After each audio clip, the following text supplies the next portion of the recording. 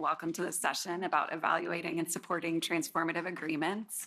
We've got speakers from 5 different institutions with different roles, and we're going to be talking about the things that we do with transformative agreements. We're going to follow the code of conduct as other sessions are doing. Y'all are familiar with this.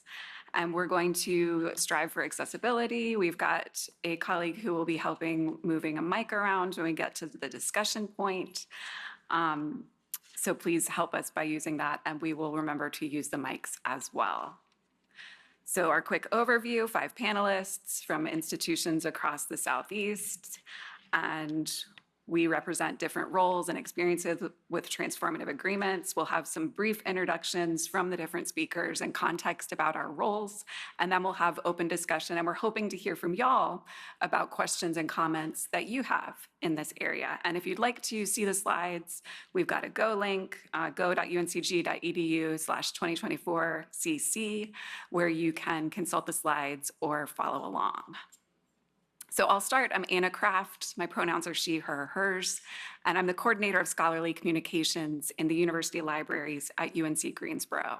I'm based in technical services, and so UNCG is part of the UNC system, 17 institutions, public UNC system. We're a minority serving institution, and we are a Carnegie class high research activity doctoral institution. We've got about 18,000 students, about 3,700 of them are graduate students. We're right now preparing for a major renovation of our main library, and that's impacting us in a lot of different ways. We have participation right now in 5 read and publish agreements with ACS, Cambridge University Press, Sage, Springer Nature, and Wiley. Some of these are consortial agreements that other colleagues here are also involved in. And we also have coming up a new agreement with Elsevier starting in 2025. We also offer OA publishing support through an open access publishing fund that can offset some of the cost of article processing charges for colleagues who are publishing in deals that either are just discounts or where we don't have an agreement with the publisher. And my roles are primarily with outreach and education and support for users. So I'm not involved in the negotiation, the selection, the evaluation, though I do work with colleagues that do that work. But I primarily work with authors and with liaison librarians. So helping others understand the deals, helping them see what options they have, connecting them, and trying to get the word out about these deals. I maintain a LibGuide that shares this information. I consult with campus authors and subject liaisons, trying to provide guidance and making those connections. I do education and outreach through presentations to campus, webinars, including to courses, departments, committees, and other groups. And I also consult with personnel in the libraries and at other libraries in some decision-making related to the current deals that we have, and trying to stay abreast with changes that affect our suite of options, like through the Carolina Consortium. So I'm going to pass this off to my colleague, Peggy. And hello, I am Peggy Kane. I am head of collection management services for the University of Alabama at Birmingham. For those of us around the country, you may even know, you probably know us as UAB. We are a large academic and health sciences facility. We've got one of the largest medical centers, academic medical centers in the United States. Our FTE is about 20,000. We're, of course, an R1 institute.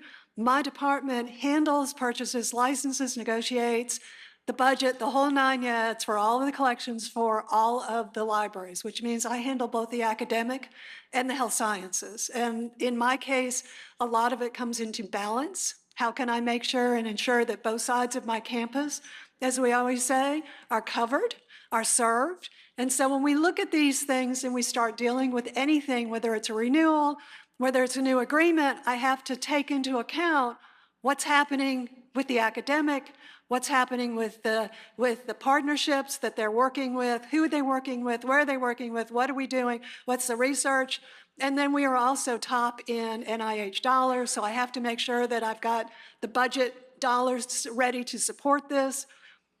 My budget for an R1 institute can be a bit interesting at times. I am a state-funded institution, and I may not receive all of the funding that a lot of other large institutions receive. So it's always very challenging. My role at the institution is to basically do, as I say, all the negotiation, identification, evaluation, looking at everything when it comes in. We participate currently in 6 read and publish agreements. One more will begin in January 2025. All but one are individually agreements that I have negotiated. We have 3 niche agreements, ACM, IOP, RSC, which is Royal Society of Chemistry.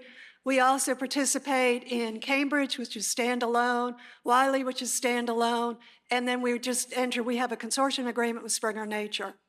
I say consortium agreement if the consortium rep is here. I told her yesterday I had to apologize because even though it's coming through a consortium, that does not mean my job stops.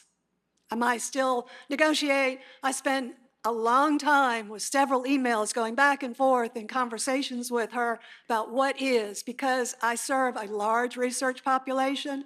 I have to make sure that my community is served.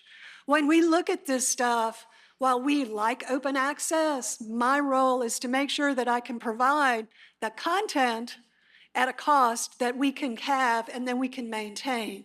So I look at the direct and the indirect cost.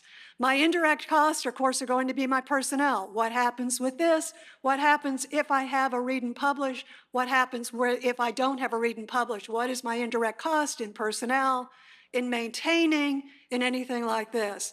My direct cost, of course, is going to be what does it do to my budget? How much does it increase? Does it increase?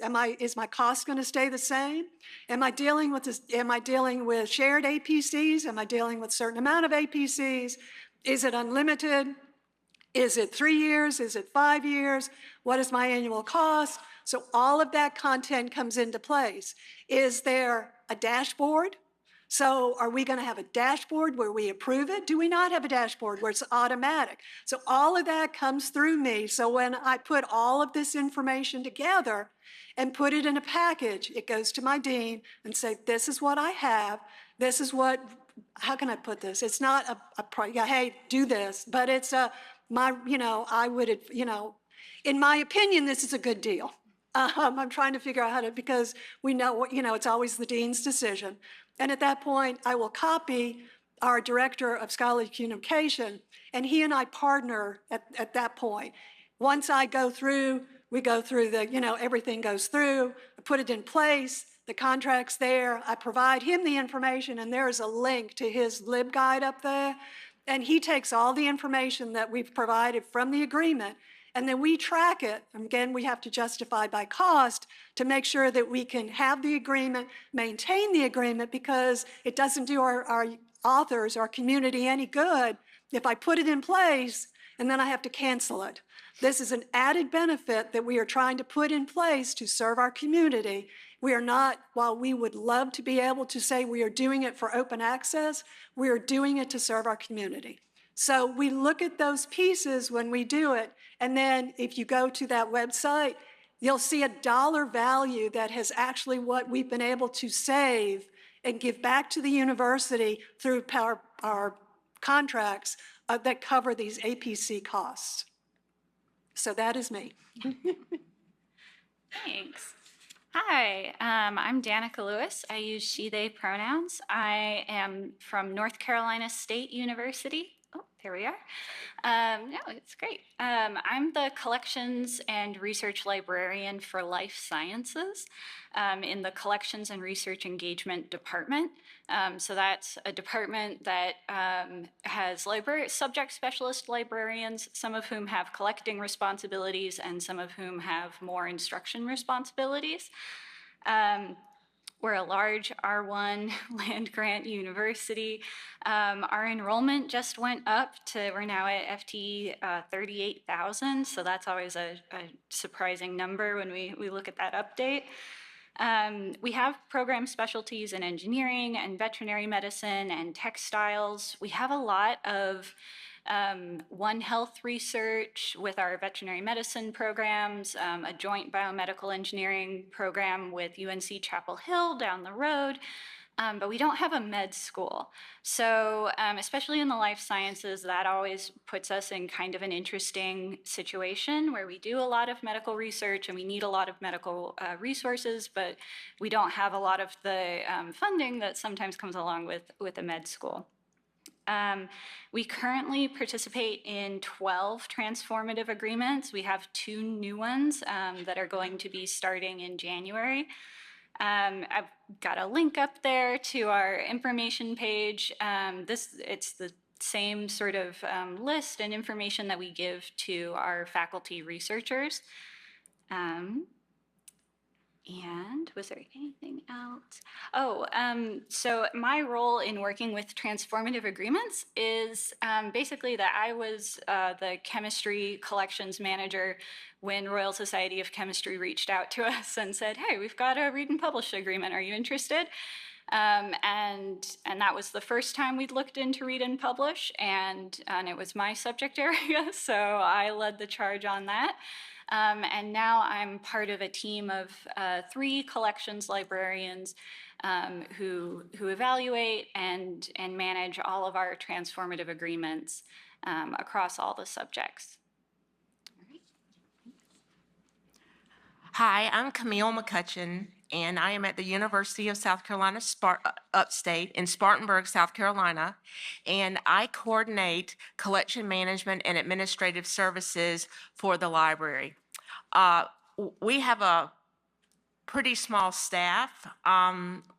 We have lost a number of positions over the last few years, so we do not have a e-resources librarian. That position has been vacant for 2 years, and we don't have anyone who handles scholarly communications, so really everything flows through my position regarding transformative agreements. We're primarily a teaching university, and we have about 3,800 FTE currently, with a number of master's programs. And the 2 read and publish agreements that we participate in are ACM through Lyrasis and the Springer Nature agreement through the Carolina Consortium. And the Carolina Consortium consists of academic libraries in North and South Carolina. I know that's been referred to a couple of times, and I couldn't remember if that were specified what it was. So I wanted to mention that to you. So in my role, I evaluate, I select, I negotiate. I'm the primary contact with vendors for the agreements, and I also spot check links to make certain that everything works, and I also handle renewals for the agreements. Thank you. And here we go for the microphone shuffle. My name is Joseph Thomas. I'm at East Carolina University. I'm at Academic Library Services, which is one of 2 libraries on campus. Our institution is a regional R2 in the UNC system. We have about 27,000 students across all of ECU.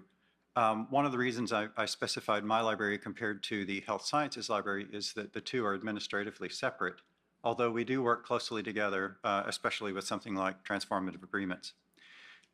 We do some research, not as much as some of the other institutions, and we've got a variety of programs. The largest on our campus are the nursing, education, and business programs, but we also have engineering, we have a medical school, and a dental school. So we view read and publish agreements as part of a larger plan, we hope, that is coming together.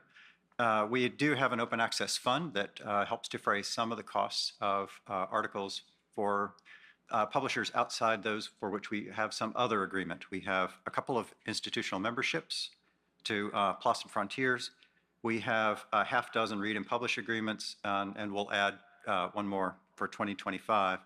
We also provide some indirect support and some infrastructure support with some direct to open. We have a half dozen direct to open agreements that we participate in, and we provide OJS and Pressbooks for publishing solutions. One of the things that's a little bit different about my role from some of the others is that in addition to what I do at ECU, I'm also the system approver for 2 of the Carolina Consortium RNPs. So at my institution, I negotiate with vendors, I help to manage the budget, I work with faculty members, the scholarly communications departments, the electronic resources librarians, and the acquisitions departments work with me so we can kind of split up some of that stuff. For the Carolina Consortium RMPs, that involves going to the dashboards to approve the APCs for those 2 agreements. Something that is very nice to see about that is the distribution of open access publishing has grown across members that may have published little in the past, or maybe not have published open access in the past 3 years. And we see some of that spread, so that's very nice. In terms of challenges and opportunities, I think we would all say that we are happy to see an increase in open access publishing overall, and it's also a way that we can increase our involvement with faculty members. There are some challenges, and Becky mentioned growing sustainably. We do want to see open access publishing continue to increase at our institutions. For ECU, it's been hovering right around 50%, and we want to get over that 50% threshold and see it continue to increase, but it must be done within the budget constraints that we have. There are also some challenges sometimes in explaining the differences across agreements to the professors. And then in terms of one of the things that I'm always trying to think about is how can we demonstrate the value in this agreement? You can put dollars and cents on deferred costs on APCs. You can put numbers with citations or downloads. But I think there's also a little bit harder to quantify value in increasing open access and having a wider reach for the articles that would not have been available otherwise. So that's me. Thanks, Joseph. Thanks, everybody. All right, so we have kind of blazed through our introductions more quickly than I thought, which is great because it leaves us a lot of time for discussion. So we're here to talk about transformative agreements in libraries. You've heard that we have all got slightly different roles and perspectives. We're from differing institutions. We would love to know what questions y'all have. We have a couple of questions in the hopper if people don't immediately have any, but we do have a colleague here who's got a mic, and we'll take it around if anybody does have a question to start. Thank you. Hello, my name is Kendra Parson from Pacific Northwest National Lab. What have you guys found to be the hardest part to negotiate the transformative agreements? Hardest part to negotiate transformative agreements. So I'm going to turn here to my colleagues who have that experience. Please dive in. Well, let me first of all say, in fact, I had a conversation with the vendor that dragged me kicking and screaming into transformative agreements the day before yesterday. Very nice vendor, by the way, and it was the first one we did. I will appreciate what he did. He took 6 months for him to finally say, Peggy, this isn't going to cost you anything to look at it. Just at least look at it. The most difficult thing or the most thing for us is, first of all, cost. And I don't mean to be rude, but I have to concern about cost. I have to, back a few years ago when our budgets tanked, I cut a lot of content. I cannot afford to cut the content to support my research. I'm heavy in research dollars. I need to be able to provide the content. And so a lot of it is, it's that. How can I maintain? How can I go forward? What can I do with this? All of our read and publish agreements came to me from the vendors as a result of renewals. And the conversation I had with them was, hey, I'm trying to increase and enhance the content for UAB in my community. How can I do that at a reasonable cost, close to or similar to what I've got? And if so, if it's similar to what I've got cost-wise, how much of an increase is it going to be for a multi-term agreement? Going from there, we looked at changing models. One of my agreements changed from, if anybody's old enough to remember the old EALs, Enhanced Access License Agreements. So we went from that model, which was basically a standalone where you paid for title by title, and then you had additional packages that you could pay for in addition to that. So going from that type of a model into something that was a little bit broader that added more content.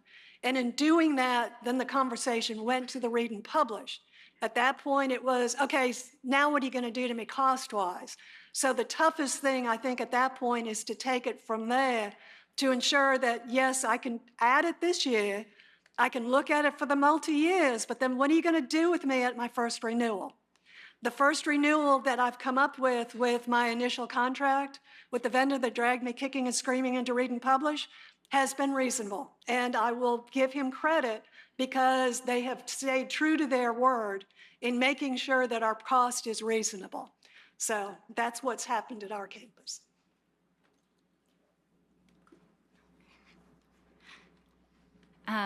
So I'd say like a unique challenge on our campus has been that there wasn't much interest on campus in pursuing open access, not at high levels administratively on the university. We weren't hearing much from faculty. It was something we wanted to be able to do because we know that it can provide benefits for researchers in their careers, help early career researchers accrue citations, and we believed in the benefits of open access and we wanted to be able to do it, but there was no new money. And there was no sort of like political support on campus to encouragement to be doing it. And it was nice if we could show cost avoidance across campus and that, oh, we're saving departments money. This is money that doesn't have to come out of grant funding but that cost avoidance money didn't come to the library. We saved departments money and they could use it to do things departments wanted to do instead of pay APCs. And if we had cut resources to do something that was just nice, people would have been really unhappy. So for us, we really needed to make sure that everything we did was affordable and something that we could justify, because we did at several points have to justify why we were doing this. And as it was easier to publish open access and faculty could take advantage of free APCs under the agreements, interest grew in the faculty, and now there's a lot more support on campus, but like the libraries had to make that step first, and we didn't have a lot of support doing it. And on our campus too, we've seen more interest as people started talking to each other, as we've removed some of the barriers that they might have had in the past. Also for us, whether the deal includes hybrid-only journals, whether it includes gold open access journals, those are things to consider. We much prefer uncapped publishing models, but some are capped. And if so, we need to know that there's a buffer in how those allocations are created. And we need to be able to see an increase through time, because one of the things that we know happens is as our faculty members talk to each other and more interest grows, they start publishing more with that publisher. So we know that the growth is there. We need to see it allocated, because then we're going to create expectations for the faculty members to be able to publish open access, and we don't have any additional funding in the library to pay those APCs. So that we're kind of stuck there. Thanks, y'all. Other questions? Hello, I'm Sarah Graham from the University of Sydney in Australia. So just for context, we have 26 transformative agreements, about 4 of which we're locally administering. We have had agreements for about 3 years, so this is our 4th year coming up. One of the things that we've noticed, and this is my question, is whether you've noticed this as well, is in the initial years, it's been a very positive news story with lots of academics really excited that we have these publishing agreements. However, we also have the same challenge with capped agreements and those expiring earlier and earlier in the calendar year. And in terms of talking about it, like with the, I'll use the Gartner hype cycle metaphor. It feels like we've started to get a lot more pushback from academics very recently, and it feels like we're sliding into the trough of disillusionment because, you know, certain publishers are still not covered. We've hit the cap and everyone's angry and they didn't know, and, you know, all of that kind of thing. I'm just wondering if you've got any thoughts about that and how you've managed academic unhappiness after the initial kind of, positive experience. Yeah, thank you. That's a great question. And I have to say, for my institution, we are still in that kind of, it's relatively new for us. We haven't hit that period of having to close off the capped deals and having to communicate. And I am concerned about that because we have had we've had that positive feedback. We've had really happy, you know, we are in a climate of budget cuts. A lot of things have been taken away on campus, the supports that people have expected. And when I get to go out and tell people, we are continuing the Open Access Publishing Fund, we also have these other deals that can support your publishing, people are thrilled. But we can kind of see coming down the road that some of these capped deals, that's going to change, especially as with Joseph mentioned, we're seeing the growth in demand. So I don't have an answer, but I do have concerns. My other panelists, have y'all had this experience yet? I was going to say, you know, I come from a large research institute, and we are top in, you know, in articles and authorship. The advantage of having standalone agreements, I have one with a cap. We have the ability, we push out and are very proactive in making sure that the information is out there. It's on the LibGuide, that this is it. And I believe by doing it and then trying to give them a little bit of an incentive after that cap is hit, because we have no extra money. There's no APC fund, there's nothing. You know, and I may have a new researcher on campus or a new faculty member on campus that isn't going to have the grant, but they've got to be able to publish in these peer review, you know, these prestigious journals to be able to go up for promotion and tenure. So we are very proactive. We try to be honest, and it's more of a conversation. And I think just getting that out there and saying, you know, we are doing the best we can. We may not be able to cover all of it, but maybe we can help by doing, you know, this. Maybe we can help by doing that. You know, we push those out, and from what I have heard and from what I have seen, both for internally from my director, which is a UAB Libraries Director of Scholarly Communication, and from the faculty that I've talked to and dealt with, they appreciate we are at least out there trying to do it. Because, you know, these APC charges for us on my campus across the STEM disciplines and the you know, can run several $1,000s, and there may not be money in a grant to cover that, or they may have, you know, or they're pulling it out of their pocket because there's nothing else. So I think as long as we are transparent, that we're honest with them by that, you know, and we're very proactive. We're saying, this is what we're doing. This is how we're able to do, you know, this is what we can do for you. These are the journals. This is why we're trying to help you. We cannot do everything because we are a library, but we are doing the best we can to see how it goes.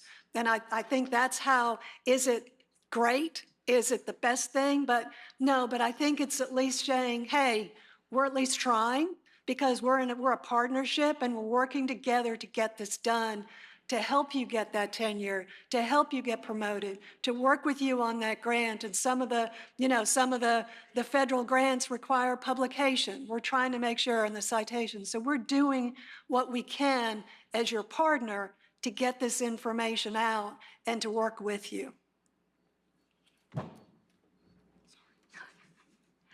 Yeah, I'll say when we first started looking at transformative agreements, we sat down and really thought about what we did and did not want out of agreements. And one of the things we said we didn't want right out of the gate was a capped agreement, because we felt like that would be a nightmare. We did get a really great consortial offer for a capped agreement. And we went and did it. And everything was great the first year. And this second year, we're hitting the cap. We're going to run out of tokens at some point. And it has been a nightmare. It's been absolutely awful because it's an agreement that covers gold and hybrid journals. For gold authors, there's a real risk that we told them you can publish for free. We have the tokens to cover you. And then that turns out not to be true. So it's a nightmare. We've focused a lot on communication and trying to warn people and make sure that no one's surprised by it. Trying to let people know, like, hey, if you could delay a couple months, we'll get a bunch of new tokens in January. But that sucks. They're all working on their own timelines, or they're grad students. And so I think it's a group decision what agreements we make in the future. But personally, I don't think I would advocate for any sort of capped agreement going forward. Administratively and in terms of building trust with faculty and on campus, the risks of something going wrong really badly are just way too high. All right. Thanks, y'all. Other questions? Another one at the back. And we've got one up here when we get to the next one. Thank you. Hi, thank you. I'm Roy Kaufman from Copyright Clearance Center, and we run the RightsLink platform that a lot of publishers use to help manage all types of OA agreements, including R&Ps. And I'll be the first to admit, we talk mainly with the publishers, and I really was sort of hoping you guys might be able to give me some insight on are you getting what you need at the very quotidian level of, data, reporting, controls, approvals in your relationships with the publishers so that you're approaching the caps, or if you have the caps, like what could we on the publishing side, CCC, whomever, do better to help serve this market better? What a wonderful question. Thank you. So in my work as a person who approves some of the deals and contacts authors in situations where somebody is flagged as maybe not selecting a deal when they have access, I do appreciate those dashboards providing, like the information that they provide that makes it easy for me to reach out to the author, say, this journal, this article, you've been accepted, you have this option, and we would like you have that support. It's not going to cost us anything extra. It gives me an opportunity to reach out to the author and provide some education. Other colleagues who want to add about that or about the reporting? Joseph. Yeah, I do run reports monthly for the two largest deals for the consortium and send them out to our members so that they can see what authors have published, where they are in the publication process, that sort of thing. So I appreciate also the responsiveness we've gotten from the publisher partners. I've passed along questions and gotten answers very quickly. I've had my own questions and gotten answers very quickly. We've been able, for the most part, we've been able to schedule times to talk when we need to. So I think that part is going well. And on our campus, the director of scholarly communication, and we set it up, when I made a comment about dashboard or no dashboard, we actually prefer to be able to go in and see it ourselves, and we track it by faculty, by school, the whole nine yards. And so it is I don't want to say constant, but it's always going. Our niche publishers, it's unlimited, it's automatic, and those are less, the dollar spend per, article on that may be high for the APCs, but from our side, it's not as much. And so we get a report every month, every quarter, and it's less, it's pretty easy. The only advantage what we have with the dashboard is that then it gives us, it's the liaison, then it gives us the opportunity, as Anna said, for that education, for that contact. And then it's like, this is what we're doing, this is how we're doing it, and then going forward with those pieces. Thank you. Okay, one more up there and then one up here. Thank you. Yeah, Louis Hull from McGill University. I would like to know if, for any of you, if you have been successful in having true cost-neutral transformative agreement, read-only, read and publish, from your previous big deal read-only agreements. I mean true. I'm not saying, I'm pretty curious about that. I will defer to my panelists here. Yes, some of our read and publish agreements are truly cost neutral. And I do appreciate those. Those are the ones that we will most readily agree to. One of the things that I am concerned about for future directions is I want to see the read costs going down. We know that we're not the only institution that has signed read and publish agreements. We know that there are a variety of consortia around the country and across the world that have signed read and publish agreements, and higher percentages of the published output is freely available. So why am I stuck in a new big deal with continuing to pay these read costs that aren't going down and my publishing costs are going up?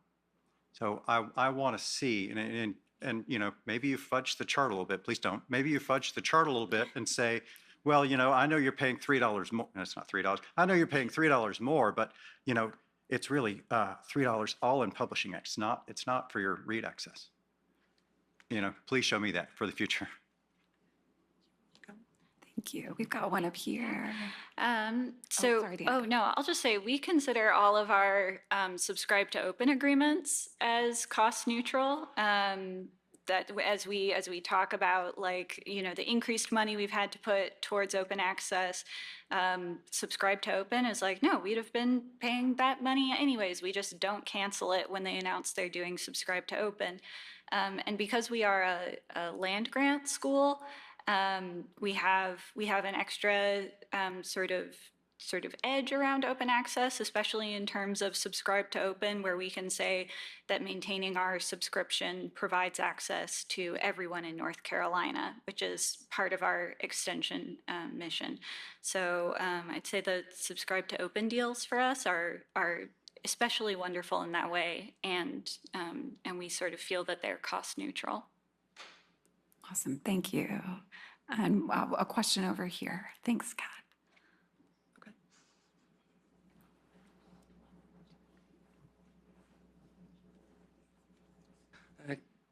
Keith Webster, Carnegie Mellon. Firstly, to one of the earlier responses, one thing we've started to observe is in faculty appointment letters, we're increasingly seeing early career faculty asking for an underwriting of open access costs as part of their appointment letter. So they want startup lab costs and they want open access to be built into their employment, just as a side note. My question really builds upon your responses to the previous question. It's really about the word transformative. So 10 years ago, let's say on the back of the Finch report, we saw more and more publishers offering hybrid journals. But when you dug into their financial reports, they would talk about this not as being a threat, but as a source of incremental revenue, precisely because they could charge additional costs without losing any of their mainstream revenue. And really flowing out of that, we recognized that we were really in need of a new equilibrium. And open access is not a movement, it is a business model through which we are shifting the costs from readership to authorship. To a large extent, many of us are viewing transformative agreements as an action to get us from A to B. And I'm just wondering what the panel's views are about what the end game is here. Do you anticipate a world in which we really get out of paying for readership and are paying solely for authorship? And how long do you think it will take to get there? What are the winners and losers? And secondly, given the distribution of your institutions, some of you are in very research-intensive institutions, how do you absorb the burden of cost associated with high authorship output, where readership payment has been fairly evenly distributed amongst different institutions? Those who are largely read-only may end up paying very little, if anything, but do we have a mechanism to redistribute the burden? These are wonderful questions that I don't have answers to. Colleagues, thoughts? I was going to say, let me first of all say that before the read and publish agreements, I sat in negotiations with our former dean for contract, the big deal renewals. And the questions we always had were, okay, so if we're providing all the content, why are we now having to buy it back from you? And that was way before the read and publish, okay? And so for us, just as an FYI, we only do the cost neutral. The only time my cost will go up is because I've changed my content. we do not go out and say, hey, we're going to pay. We cannot afford to do that and maintain it. I unfortunately think that the libraries are probably always going to wind up having to pay something because the industry will need it. It's not a criticism, it's just a statement. You know, we've got to be able to do something with it. I think the advantage of open access is it provides a way for, in my case, science to get out in a very fast-moving thing. Our authors are able to provide this. It's moving. They get the exposure. We're able to do this. We're able to provide it to people who may or may not have the advantage of a large research institute or have the funding. And I think it is wonderful. I think we're going to continue the shift. As I say, back in 2009, 2007, we were having these discussions. The only advantage is now we are at least getting some value back with that because our authors are still producing and we're still paying for those subscriptions. But now at least I can provide an added benefit to my community, which I think is a nice benefit. So it becomes a win on us, which is why we look at it from a dollar standpoint, because we're saying, while I am paying for this agreement, how much return am I actually giving back to the university and to our community based on the dollars they're saving on these APC charges? I'll just say we're a high volume publication university, and all of our agreements fall into a sort of Goldilocks zone. We can't afford read and publish agreements with our highest publishing publisher, like our highest number of articles, those publishers, we can't afford those agreements on our own. And so we sort of look for our middle publishers, not publishers that we hardly publish anything with, but we publish a good amount, but they're not our top publishers. The consortial agreements we have are to support those publishers on the larger output end of the spectrum. And in that sort of consortial, situation, everyone talks about like some people get a great deal and some people get just a good deal. And in that case, we're definitely getting a great deal and benefiting from other schools paying into the consortial agreement. The only other thing I would add, the only other thing I would add is that I don't see any magic bullets. I think the shift is going to continue, but it's going to take a long time. So whether it's another 20 years or whatever, I don't know. Thank you. We've got a couple of other questions. She's been waiting for a while.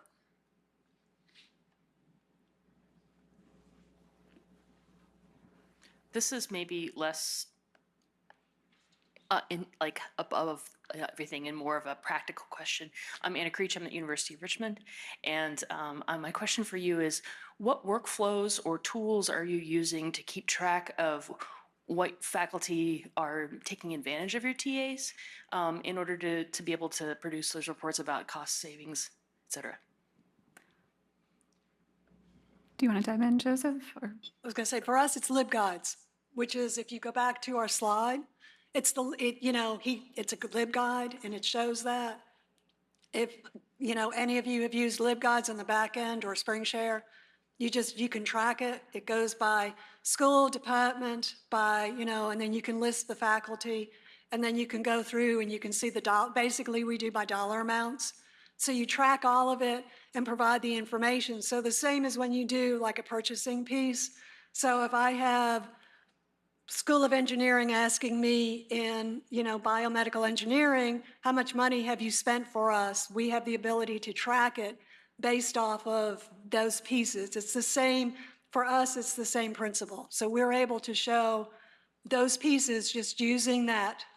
It's a lot, I will be very honest with you, it's a lot of legwork and a lot of building on the front end, but, we're running reports. The LibGuide is, he updates it, we go through it. He's my partner in what I mean is I always call him my partner in crime when I come to these things. But I basically said, hey, I'm putting your LibGuide up there, so you're going to have to make sure it's up to date. And he was laughing, so he came barreling into my office before I left Friday and said, it is, we're good. And I'm like, okay. So if you guys look at it, you can see what we're tracking, how we're tracking it, so we can push that information back out, because we are trying to make sure the university understands when they give us this opportunity, we're adding this additional benefit for our community and, at least giving something back to them that they understand. And for me, all I would say is that the reports that I run on the various dashboards do contain all the bibliographic information, so that and you can tie that back to your corresponding author at your campus, so that you're able to look at these authors and see which departments they're with. One of the things that I hope is an added benefit is that you can search for your institution across all of the institutions, because maybe you had a co-author who had a corresponding author from some other institution that's participating, so you can see sort of a totality of involvement there. I think I saw a couple, oh, we've got a couple of other hands. These are great questions, y'all. Thank you.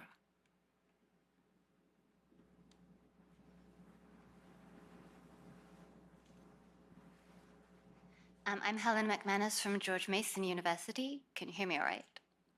Yeah, a little quiet. Okay.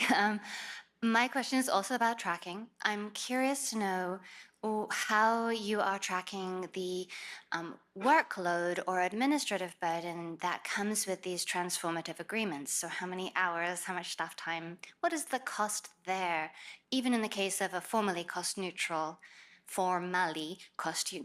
agreement in terms of price? That's a great question. So I can only speak for myself in my work with supporting authors. So I can't speak to all the work that's going in on my campus, but it has been added workload for me. However, I feel like it has complemented the areas that I was already working in with open access support. And it can be a little bit difficult to predict, like other kinds of consultation work in libraries. You can't always predict what publication timelines are going to be, when people are going to have questions, how intensive those questions are going to be. So I have not found it to be a huge burden in terms of the work with authors, and I think it fits nicely in with other types of open access communications and support that I was already doing, and I will toss it to other colleagues. Yeah, we don't track staff time to support or administer these. We also decided at the outset that we weren't going to enter into any of the agreements that had a large administrative burden on the universities. So all of our agreements have to be just fully integrated with the author workflow. We don't do any verifying that someone's actually with the university. If they have an NCSU email address and they say they're affiliated with the university, great. It just goes through.